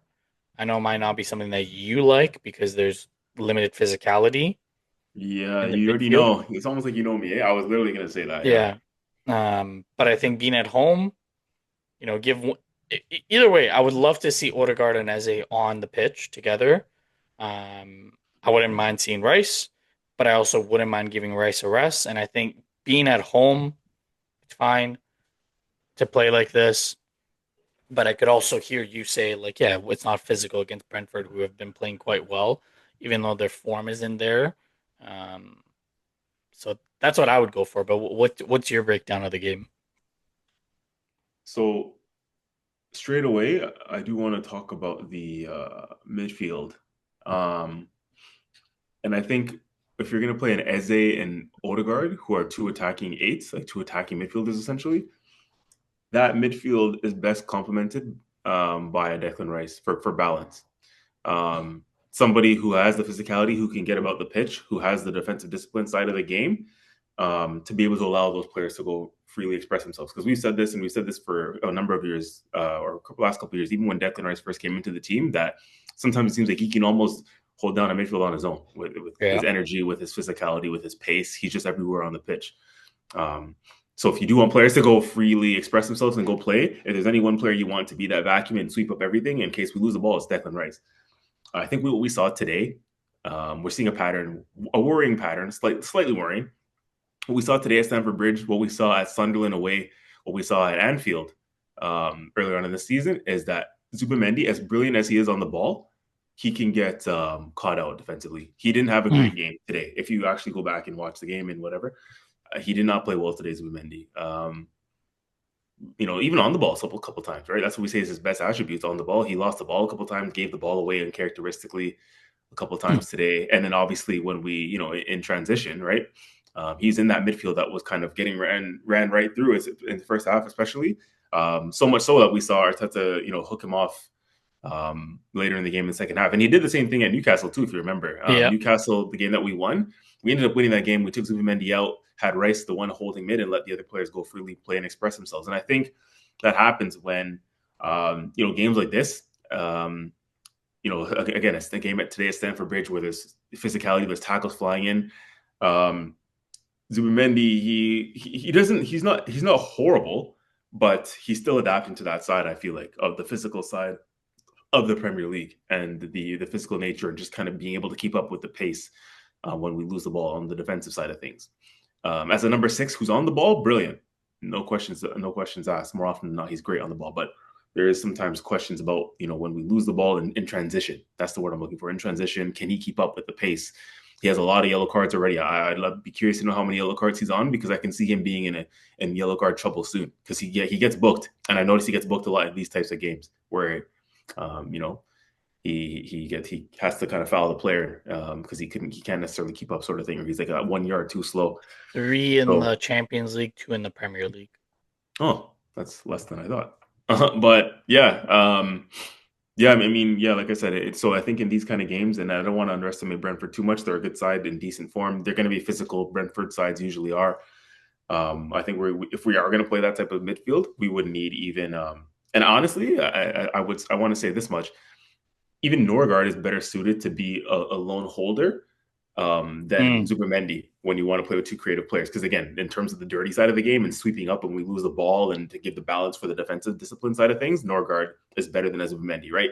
Sweep it, win the ball back, and just give it to your creative players. Norgard can do that type of job better than Zubimendi. But my fear is playing that kind of midfield whilst it's good on the ball. If we lose it, there's not enough defensive discipline because Eze's not going to do that defensive work. No, he got hooked again today. I think rightfully so. He didn't have the best of games. So on the defensive side of things, yeah, I don't trust that midfield for the defensive side of the game, and especially when you don't have in your lineup reference per se, which I agree with. I think you start Mascara and Hikapié again. If you're going to start those two again, you need a more solid holding midfielder in front of them. Because there's an argument to say if you want to start a lone holder in Zubimendi, then as long as you have Gabriel and Saliba behind him, that's more assuring. Yeah. But if you don't have Gabriel and Saliba, and then you're going to play Zubimendi as a lone holder, I think that spells a little bit of trouble for us on the defensive side of things. So, Yeah, I think I like that midfield at home. I just would probably put a Rice in there. The problem is we need to give Rice a break, man. That's the other thing I think we're talking That's about, and the other thing. I can see why that's why you don't have him in your starting line because this guy needs a break, and I think we need to start talking about that. That guy, whilst he's an engine, he plays too much. Honestly, he plays so much, and he's very pivotal in our team. I think I've realized that he might be our most important player, He's Declan Rice, irreplaceable. There's no one on the team that can that replace does what what he he does. does. Because you know how we talk about we're too deep in every position. You look at Timber's backup. It's a Ben White. When Ben White's fully fit, that's a good backup. When it's Saliba's out, you have Mascara. When you have Gabriel's out and Cappy, right? We saw today those are good competent players. Sorry, Gyökeres is out. You have a Havertz or so on and so forth. Saka's out. You have a Madueke now. Even that's pretty good. But if you really look at the deputy to Declan Rice, who is it? It's a Mikel Merino. I mean, with all due respect, he's He nowhere can't. near the level of what Declan Rice can do. And it's not just what he does in open play; it's the set pieces, right? We've seen how crucial Declan Rice's set pieces are for us. There's just no one else in this team that can do what Rice does, and I think if Rice is ever out for a long period of time, and bro, touch wood, all that stuff, knock on wood, we're in big trouble. He's so crucial to our team. Declan Rice, he's the engine. He makes everything tick. He's the heartbeat, and so at some point you are gonna have to rest him. I feel like so. It's not even. I don't hate that he's not in your starting 11. That's not a bad shout to give him a rest. It's just a matter of getting the midfield balance right if Yeah. you don't play him. And I think if you choose not to start him, I think you got to go with a Zubamendi holding and maybe like a Mikel Merino. But there's an argument to say, actually, I think Mikel Merino is better up front than he is in midfield, for at least for Arsenal. For Spain, he does a great job in midfield, but for Arsenal, I think he's better up top than he is in midfield. Well, it's a different game internationally, right? It doesn't have the same pace depending on the teams that Yeah, you play, right? Like you can get away with having less pace. yeah, Um, but yeah, no, I agree with you. I like the only reason why I kept Rice out is because where is he going to get the rest? And the crucial exactly. games that are coming up against Villa, I He don't has to want to play. Yeah, risk anything with Declan Rice. yeah. Um, Can so you see? Can you see the scenario where when Havertz is fit, he drops Havertz into that 8 to give Rice a break sometimes, right? I can see that happening too. yeah, yeah, I can see that. Yeah, I can see that. Um, I don't see why not because he definitely needs a rest. He definitely needs a break. I also think that whilst MLS has had a couple dodgy performances at left back, and we have the Calafioris and we have the Nkappies, can you start molding MLS into a left 8 midfielder? That's another question I'd have, at some point. Because honestly, MLS came on today, and on Wednesday, personally, I would still start Calafiori. But MLS came on today, and he didn't cover himself in glory again today as well. I didn't think he had another good performance. He got booked the first 2 minutes he came on, and I'm like thinking, remember, right? Do you remember that? Robert Sanchez rolls the ball out. I think it was to Reece James, and then Skelly gets there late, and then he takes Yeah. the guy out, and then he just came into the pitch 2 minutes into the game, and you're already getting booked like that. So he seems a bit of a yard off the pace at the moment, Miles Lewis Skelly. To be He doesn't honest have with you, so. confidence though, right? He hasn't been playing a lot. Calafiori's been playing, and Capie started over him. Mm. He doesn't have a run of games to have the confidence. So I don't blame him, and he's a young kid, and yeah, I mean, personally at home I would give him this game, because I think again, not to say that I don't think Brentford is a tough game. The run of games that we have with Villa and Brentford is no slouch, but I do think that the Villa game this weekend, especially at Villa Park, is more crucial. And I don't want to be thinking like that because that's not what Arteta is going to think. Arteta is going to Of think, course, yeah. we have to win every One single game at a game. time. Mhm. But because midweek, like I don't think next week, who do we play in Champions League? I don't think we play anyone. I think it's Club Brugge, is it? Something like that. Um, yeah, Club Brugge, but Club Brugge hasn't been playing too poorly in Champions League. So we can't I know they're sitting in 26, but they've been playing pretty well in Champions League. Um, I mean, I say that, but their last Champions League they lost 3-0 to Sporting, but they scored 3 on Barca at home, Yeah. right? So like yeah. Well, I Moral think, is oh sorry. yeah, no, I think you were kind of going to say what I was going to say. Were you going to say moral of the story is we got to get 3 points? We got to win the game? I was gonna say, moral of the story, we need to give Declan Rice a rest. Oh, okay, okay. Yeah, look, one way or another, look, there's still no excuses. Yeah, we should be able to give Rice a break because if it's not, I mean, again, no disrespect to Brentford, but as you said, we're analyzing the bigger picture. Villa's a harder game this coming weekend. If you're gonna rest Rice at any time, it's got to be this game, right? If you're going to look at the Yeah. two and which one he needs more rest, and you rest him for this because we need him fully fit and firing at Villa Park. And it's not to say that he doesn't play in this game. You just maybe just don't start him, and then if you need him off the bench, you can bring him off the bench, but. Yeah, we gotta find some rotation for him somewhere. This is why we have the squad. And I also agree, like maybe if Saliba's not fully fit, you still got to go with the Mosquera and Hincapié because you want Saliba at Villa Park on the weekend. I know Mosquera and Hincapié were a bit shaky to start the game today, but you expect that, right? Two guys who don't play often very much in the team at the moment, don't play together often either. They got to grips with the game eventually. By the way, we got to talk about the Hincapié challenge on Pedro in the second half, and then he's kind of giving it to him a little bit with the sizing up. But yeah, man, I think Capier, these guys are ballers individually, right? It's just a matter of them building the chemistry together. You know what I mean? So, all in all, man, it should be good enough to get the job done and get the 3 points. And building that second unit, right? Like if I'm Arteta, I think this is a game that you can get away with playing the same back line because you are at home. Yeah. Right? We have to give respect to Stamford Bridge and playing there. Like it is a very hostile environment. So for me, you know, we'll see, but I wouldn't mind playing that back line. Even if it's Calafiori instead of MLS, it doesn't matter. But I think we need to find a way to give Declan Rice a rest. Quickly before we move on, I actually noticed something. A lot of people were talking about this game being a game to rest Timber and give White a run out because I think just as much we're talking about how crucial Rice is. Timber is a very important player for us as well, and I mean, where does his minutes for rest come? We need him at Villa Park. So is there an argument to rest him in this game? But then are you changing the back line too much? I mean, a I lot think to if consider. Saliba's fit, sorry to cut you off, CJ, but I think if Hmm. Saliba's fit and actually like he's passes all the fitness tests, then yeah, you can go back to a Saliba White because they have that connection from playing together, and then you could slide Mascaro down and Hincapié if you really wanted to. Hmm. But I think if Saliba isn't fit, I wouldn't play around with it too much. To be honest with you, if I'm Hmm. just being honest, I think it's changing too much at home. Yeah, no, I understand that. Yeah. Coming to the predictions, Mr. Piana, you're sitting at 32. Hold on, and you know what, Murda? Sorry, I have to interrupt you for this. I'm sorry, I do Uh-oh. because Laurent made a comment on Saturday uh, after one game. Got trigger happy. Do you want to remind us what you said, Laurent? What was that comment you made in the group chat? Yeah, I said, hold on, you want me to pull up word for word? Yeah, I mean, if you don't remember, yeah, you can go word for Yeah, word. That's yeah, even yeah, better. yeah. Let me pull up for you word for word. Sorry, big bro. Yeah, let's hear it. Let's hear what you have to say.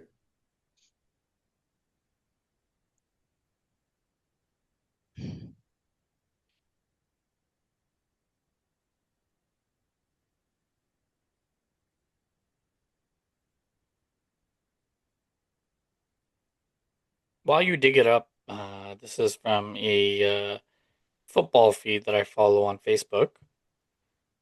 Arsenal sad after a draw against Chelsea. Meanwhile, Chelsea are celebrating a draw against Arsenal. This should tell you all about the difference in standards. Wait, Yes, what I was wanted I wanted to end it off on some banter. Yes, I'm wait, here for it. what was sorry, okay, wait, what am I answering to first? Because there's You like can you can you can answer shots. CJ first. I know you guys Eh, like to do that, eh? You guys like to shoot a man when he's with his back turned. No honor. No Okay, honor. But yeah, answer go CJ ahead. first. We'll do the predictions and then we'll leave it off on that quote. Okay, yeah, so tied on the leaderboard officially, big bro. Hmm. And now In you're all up one, right? caps. And on Sunday at 11:15 p.m. Are we still When tied you're or? now you're up one? Oh, okay, okay. So normality has resumed, basically. Where we started the weekend is how we ended the weekend, right? Yeah, Is yeah, basically what we're yeah. saying. Mm, You're mm. you're you're up one, but yeah, honestly, like I was telling Rid actually before you came on, I'm very curious as to what happened to you guys, to the both of you actually, right? Because I think I was down 6 points, trailing 6 points at one point. No? Oh, yeah, but don't deflect. Oh, There's a reason why I made you read out that comment. oh, yeah, trailing 6 points. Mm. So I just want you to know So that how am I now? Wait, normality so has resumed. how am I now within reach? How does that happen? So You You tell me. can be within reach. Doesn't mean that you're going to be ahead. Huh? and You this tell and me. this is what I was gonna say, Mr. Deflection. All right, word to the Mhm. wise. Take it from somebody who's already got a star above the badge. I got my chip. Don't jump the gun. Don't talk too much after one game or a half or 45 minutes. Wait till it's all said and done. The fat lady sings, as they say, right? You said it earlier in the podcast. It's not a sprint, it's a marathon, or it's not about certain stats. It's about what you're lifting, what you're holding at the end of the season. So Of word to course, the wise, I would say keep your powder dry, as they say, of until course. the end of the season and And I'm see telling you, where you are and I'm by then. telling you, you're not touching number 1 on the leaderboard. That's what I'm telling you. Now, if you're willing to stand on that, right? I'm willing to put up $200, right? And if you're willing to match me, then let's go. If you're so You also confident, said that we were gonna hold smoke, right? So there's a lot of bullshit that you say that all right. never Wait, well, hold actually on. You happened. also said that you were Let's going to wear a Chelsea kit. Right? You know what I mean? He says a let's lot. He wait. says a Hold on. lot. Hold on. So let's either you're willing to take the offer or not at this point. No, I'm not taking an Oh, offer. I'm just telling you all right, that it's not bless. gonna All right, happen. all right, And if anything, I'm doing you a bless. All right, favor. bless. All right, bless. You know what I mean? I'm doing It's you one a of those. favor. You're out here. You're saying know it's not gonna happen, but you're not even willing to put anything on the line to substantiate whatever it is that you support. Yeah, bro. So Like, so what do you you tell want to me, do? Do man. you want to swap You homes tell here? me. Here's what we'll do at the end of the season. If I win, You tell can I me, bro. live at your place and you live at mine, or do you want to You change tell me, cars, or do you bro. want to change You tell sweaters me. or something? Like You I tell said, me, the word man. to the wise is keep your powder You dry tell me. until you actually win something. You tell Because me. at the moment, Listen. you're typical Chelsea, right? Like you said, you were down 6 and now you're getting excited. You're like, okay, now I'm down by 1. It's like Chelsea in the Premier League. It's like now you guys are behind what, 6 is it? Or you're still behind 6 actually. It's not even like you guys closed the gap. Still behind 6 and you think you're in some You sort tell of title me. race. Listen. At this point, I would say all it is this. All it is this. right, If you're willing exactly to, what you're doing. if you're That's willing to exactly meet what you're me, doing. all I'm So I saying would is say don't say anything and wait till the end of the season. And then when you're lifting something, then we can have a conversation. At least I'm willing to put something down on the table. That's what I'm saying. Okay, but At that least I'm doesn't willing to matter. put something What does down. that It matter? does What matter. matters is Of course it I'm matters. here, I'm sitting at this Of table, course it and matters. you Of have course to it catch up. matters. So That's all talk. At the end of the there's day, more that's all pressure talk. on you to win All something than talk. me. All talk. I can't And even if listen to that anything, because it's all talk. if It's all anything, talk. It's all I'm talk. backing my fellow Gooner to You're win not ahead of backing you. anything, bro. You're gonna You're finish not. last You again, see, like you did last yo, season, all these claims, but right? you're So not if even I willing to don't put win, my anything. fellow Gooner is likely You're to not win. even willing Wait, to put You, anything down on the table, may I bro. interrupt for a Oh sec? my gosh, Does this $200 bet only apply to CJ or does it apply to me as well? only listen. We've already had our bets, right? I know that you're willing, but I'm trying to call CJ out because again, CJ just for whatever reason he does not like there's no form of insurance. There's nothing like you're just say right. It's fine. Maybe right. You're more reserved in your approach, right? like If what? I'm Is that telling okay, fam? Like no, sorry, but like what the hell? if I'm telling you right, if I'm telling you you're not going to be a top leader, and I'm willing to Okay, and wager I'm on it, telling you I am. And now you want to put then like what then you then want to then put like then, then, what else you want to put on then it? Like a meet me mortgage or like a halfway. car or What like I'm a saying is meet me halfway, bro. I don't need to put $200 on the line to tell you that, bro. Like, you know what I mean? Like I said, Oh at the my end of the god. day, your deflection tactics are such as that you're trying to like It's change not the a narrative. deflection. It's not a Fact deflection. is, If I may, sorry to cut you off. I mean, there is something on the line, right? We already said whoever wins, they get the you know kit what I for mean? next Like, what year. more do you want? But if You I win, you get your may, jersey. CJ, just to meet Laurent halfway, how about this? If you would like to make a bet, then the next time that if Laurent finishes atop the leaderboard, rather than betting $200 for next on top of the kit that the other two uh, people will buy for the first place person, how about between you two, the other person has to buy the food next time that we go to gatherings for next season. It's not $200, but it's probably going to be like 50, $60. Man, this is boring, bro. My This simple answer, yeah, is no. this We already have a wager on the line. this If is whoever boring, wins bro. gets a jersey, This like is why boring. are we I'm adding just all trying to these meet extra halfway. things? I'm just trying to play devil's This is advocate. like this is at this point, like yeah, I'm just getting bored, bro. Like, you know what I mean? If you're that good, Laurent, just win and get your jersey. Like, why do you this keep is adding things boring. on? This guy thinks This is it's because Christmas. Christmas with the it's cranks, not fam. Just calm down. You get your jersey if you it's win. If you're that good, you get it's your jersey if you win. it's For now, boring. I have the It's chip and the boring. star badge. It's You're boring. It's you're down boring. here. I'm sorry, bro, That's but it. It's literally like Chelsea and Arsenal in the Premier League, fam. it's It's the same boring, shit. bro. It's boring. No, Well, bro. hold It's your seat, boring. and then we keep it moving. It's If you boring. guys You know what I have mean? made it this far in the It's pod, boring. this is literally raw reaction to the Yeah, bro. prediction He's just trying to save It's board. face because he boring. knows on It, Saturday night he was talking shit, it's and then he still boring. finds himself at It's the end of the boring. leaderboard by the end of the weekend. It's boring, So just bro. take time, bro. Okay, let's do these predictions. Let's do these predictions and get the pod out for the people. Arsenal Brentford. I already have mine in the show doc. I have Arsenal winning. Mr. Piana. Arsenal. Ooh, I did not see that coming. Honestly, neither did I. Mr. Stronger. Yeah, that's an Arsenal win. All right. I'm not gonna ask Laurent about the Leeds game. CJ. Chelsea. Okay, I think it's a clean sweep. All right, Brighton Villa. Hmm. I mean, I'm gonna be a man of my word. I already said Villa win. I'm not gonna change it, so I'm gonna go with Villa win.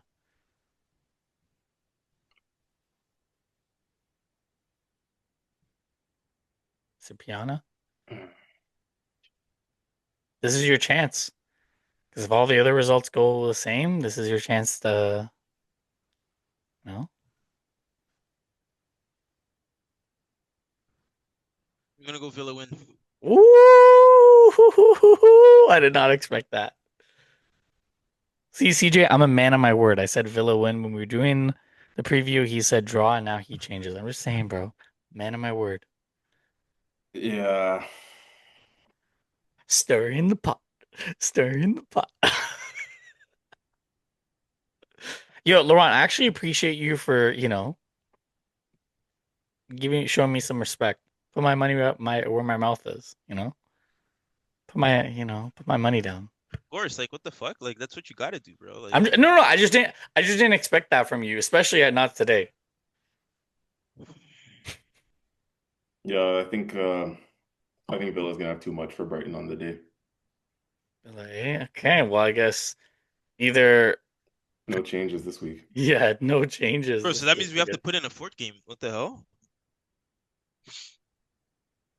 Yeah, I think we have to put in a fourth game. If we all I thought we said we're not doing a fourth. Yeah, game. but if we all have the same predictions, like come on, man. Like there has to be a game where we actually like diverge. I mean, if we are gonna do a fourth game, the only game that I would agree to is Liverpool Sunderland. Well, there's games on the weekend. I mean, bro, like it's not like it's Yeah, yeah. gonna be the end of it No, tonight. I'm There's down for games on the that. weekend. I'm down for that. Yeah, I'm down for that. I mean, we did say we're not gonna do four. Yeah, how many times, bro? We're not gonna keep adding Bro, are 4 you games. serious?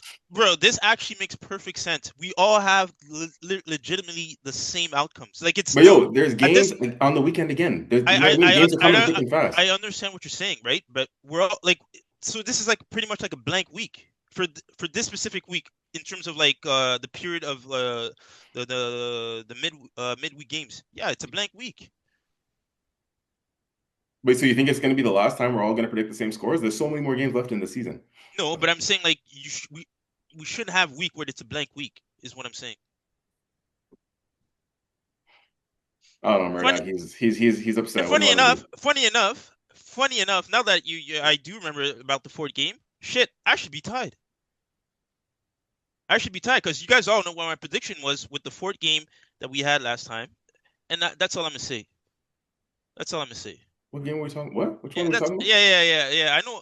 Remember that smiling because he knows, bro. Because he knows very well what what my prediction was that game. So I should be tied. Funny enough, but we all decided to scrap that. That's fine. That's fine. I'm not here to complain, right? You guys can do your thing, right? I'll come back. I'll come back. You'll see me, bro. At the end of the season, you will see my name on the fucking top of that leaderboard, bro. I Oh can my guarantee you. gosh!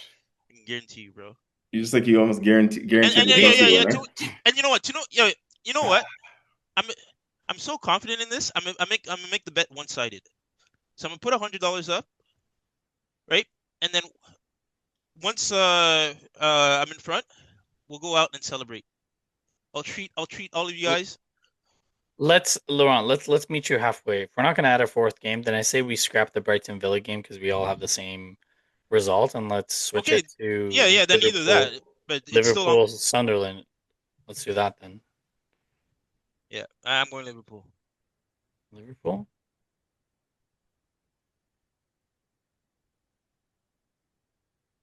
I'm gonna go draw. Is this in lieu of the Brighton game or like Yeah, instead of the Brighton game. Oh, okay. I'm gonna Liverpool go Sunderland. draw.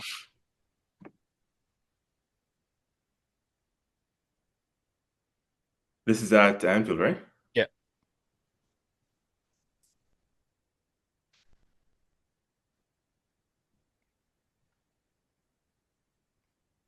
Liverpool. All right, there we go. Bro, what's wrong with you, man? Like I said, you're relaxing. You keep acting like I told you. Take my advice, game by game, bro. It's a marathon, fam. You say it yourself, right? It's a marathon, not a sprint. This one game doesn't define how you're gonna, end. I mean, hey, Laurent, you have a chance to be ahead of me. So there you go. Really? No. Yeah, I think he at most he can get level. Like say you get your. Oh, sorry. Yeah. It'll be level, right? Sorry. My apologies. Well, you know what? It's fitting for Mr. Piana after Chelsea's performance today. Take us away, my friend. Honestly, man, not too much to say. Other than that, it was a solid game. Back to back. I enjoyed it. I'm hoping the opposition enjoyed it as well. And on the back of that, now I think this is when the season truly starts. At least the next chapter in the season. Both teams are going to have their hurdles to face in both domestic and European competitions.